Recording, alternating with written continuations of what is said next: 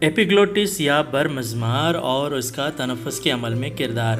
آئیے دیکھتے ہیں اغراض و مقاصد یا آبجیکٹیوز۔ اس ویڈیو کے اختتام تک آپ تنفس کے عمل میں برمضمار یا ایپیگلوٹس کے رول کو سمجھا پائیں گے اور غذا لینے کے دوران کیوں باتیں نہیں کرنا چاہیے اس کی وضاحت کریں گے۔ پچھلے ویڈیو میں ہم نے ہوا کے مشترکہ راستے پر بحث کی تھی اور ایپیگلوٹس کا تذکرہ کیا تھا کہ ایک اوپر نیچے حرکت کرنے والا صمام یا وال ہوتا ہے جو غذا کے نگلنے کے دوران ہوائی نالی کو بند کرتا ہے۔ اب آئیے دیکھتے ہیں یہ کس طرح کام کرتا ہے۔ فیرنگس یا بلوم کے دو راستے ہوتے ہیں، ایک راستہ سانس نالی کی طرف جاتا ہے، دوسرا ہضمی نالی کی طرف جاتا ہے۔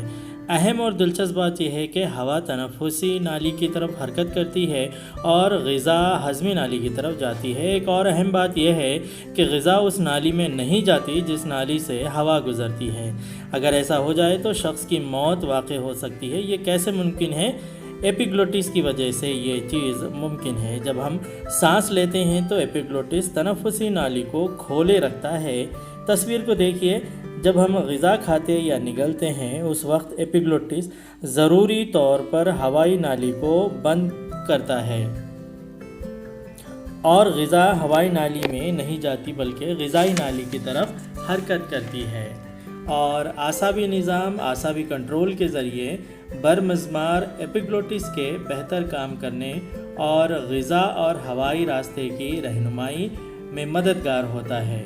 یہ کیوں کہا جاتا ہے کہ غذا کھانے کے دوران بات نہیں کرنا چاہیے؟ کیونکہ جب ہوا نرخرے سے گزرتی ہے تو آواز پیدا کرتی ہے۔ جب ہم بات کرتے ہیں تو ہوا اور غذا دونوں ہی تنفسی نالی میں جانے کے امکانات ہوتے ہیں جس سے موت بھی واقع ہو سکتی ہے۔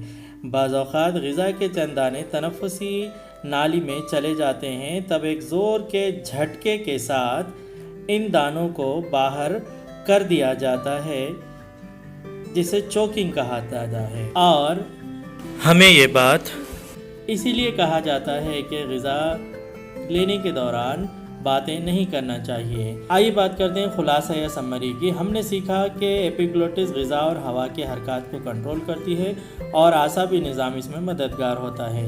ہمیں غذا کھانے کے دوران بات نہیں کرنا چاہیے کیونکہ یہ حرکت مسائل پیدا کر سکتی ہے اور بعض اوقات موت بھی واقع ہو سکتی ہے۔